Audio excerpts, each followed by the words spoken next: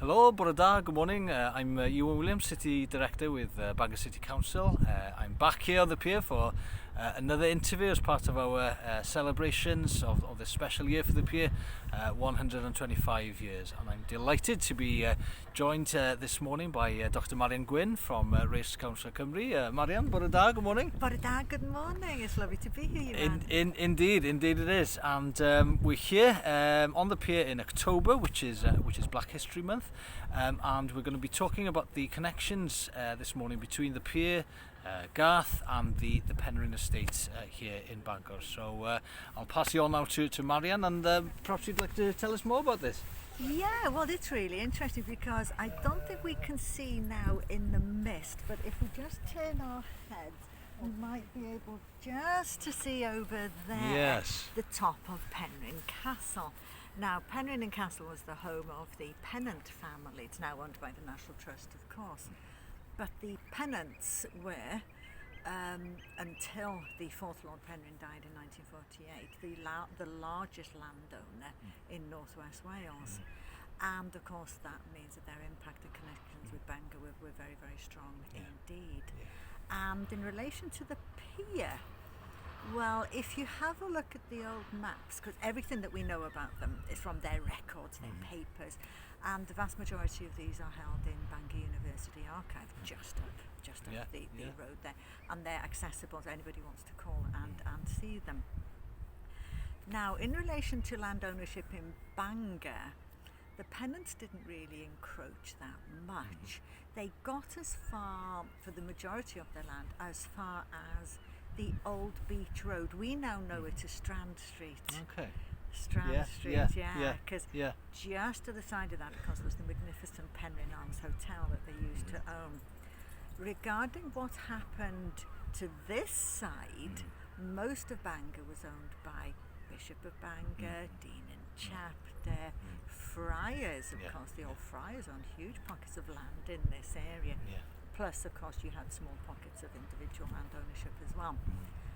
And it's interesting, looking at, say, the 1840 tithe map for this area of Garth here, you see they don't own, the Pennants own nothing, they don't own any land around here at all. And then all of a sudden you see, by the time you get to, say, 1848, they do own pockets of land around here. Because interesting, but they don't hang on to it for very long.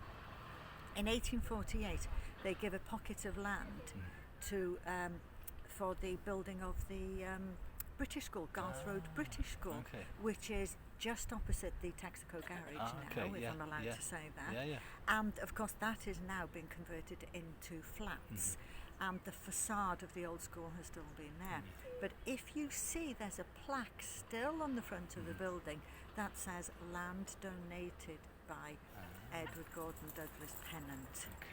Now it's very interesting because if we have a look at the history of Anglican schools, they're national schools, and of course these are church schools, and it was typically church schools that the Pennant family supported. But what's interesting with this one is that it's a British school.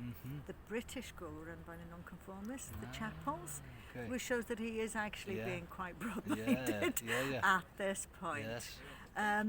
But as far as the pier is concerned, the most interesting connection that I can find is that in 1859, so remember, in 1840 they owned no land along here at all, but suddenly in 1840, by the time we moved into late 1840s, 1850s, then a bit more, 1859 they sell land by Garth Ferry, which is here, immediately there. That there is Garth Jetty, and that is a significant, it just looks like a sloping stone structure, but that was where the Garth Ferry used to go over before the bridge was built. And they, in 1859, the Pennant sold land to two developers. Now, that's 37 years before the pier was built. So it's obviously those developers may have had ideas to do something, but they clearly didn't, because nothing happened here until the pier was built. Other than that, as we know then, George Sholto Douglas Pennant opened the pier to the public in 1896. So presumably that was just because he was a dignitary, because he was a bigwig in the area. You know, they were magistrates, they were chairmen of this, that and the other. And of course he was a noble, he had a title, it would have looked good on paper. Indeed, absolutely. Yeah. Enjoyed by thousands of other Bangorites that day. Absolutely. Oh yeah, the photos, the crowds are amazing here. It's lovely to see. Absolutely, and it's wonderful because I love the pier, and it's wonderful to see that people have loved it from the beginning. Absolutely. It's interesting because we talked there about 1896, and in the context of this month, Black History Month, we think that, you know, by then, the late 19th century, you know, all sort of connections with plantations and slavery has ended, but not the case. It's actually quite salutary, but on the day that the second Lord Penrhyn opened Bangor Pier, he still owned plantations in Jamaica, and this is something that many people do not realise, because it's expected that at the abolition of slavery, the slave trade, that's the shipping of enslaved Africans across the Atlantic, that ended in 1807, but not the use of enslaved labour in plantations. That didn't come to an end until, say, the 1830s. Now, what happened then was there was a decline in the market, of course. You had cheaper sugar coming in from elsewhere. You had sugar beet replacing sugar cane, and so it becomes very, very difficult to make a profit. You also had an unstable labour force. They tried bringing in indentured workers from places like China, India, places like that, but there was a serious decline, and so between the abolition of slavery and when the pier was opened, the Penrhyn family had started selling off their plantations or renting out their plantations, but they still kept the core of their plantations. It's actually quite surprising, but they actually sold their last plantation in 1940. It's quite something. And so yes, when Lord Penrhyn opened this pier, he was an owner of plantations in Jamaica with a legacy of slave ownership. Absolutely, which is as you say, not many people are aware of that, and you know, to their, you know, immense credit, I think Penrhyn Castle are recognising that, and they're doing amazing work.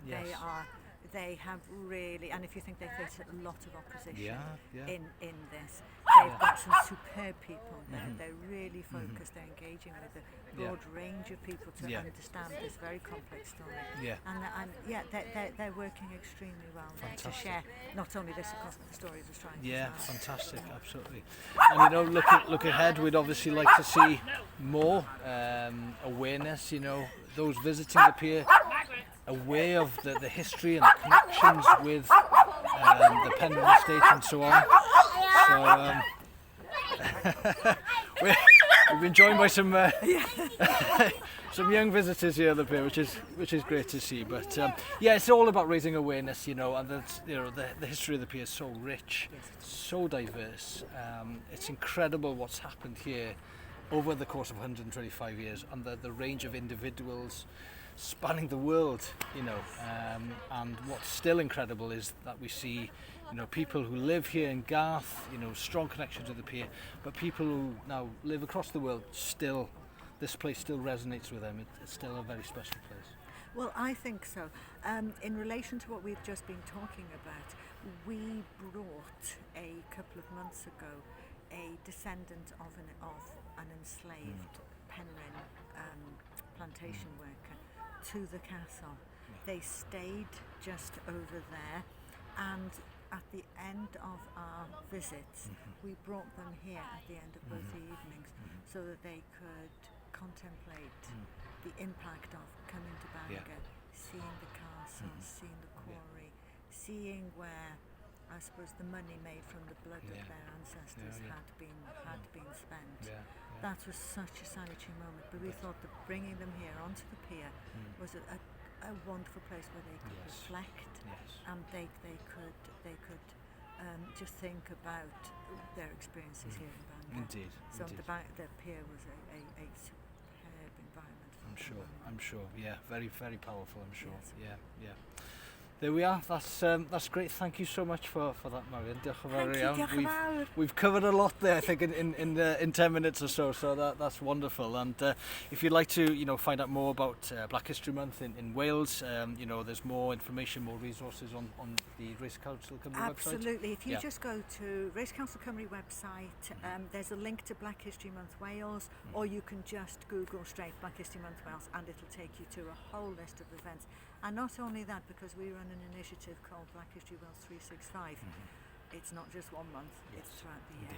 Indeed, absolutely. There we are. Lovely. Thank you. Diolch yn fawr iawn, Marian. And we'll be back with you soon for another interview to note the Pier's very special anniversary this year. For now, thank you very much. Diolch yn fawr, and see you soon.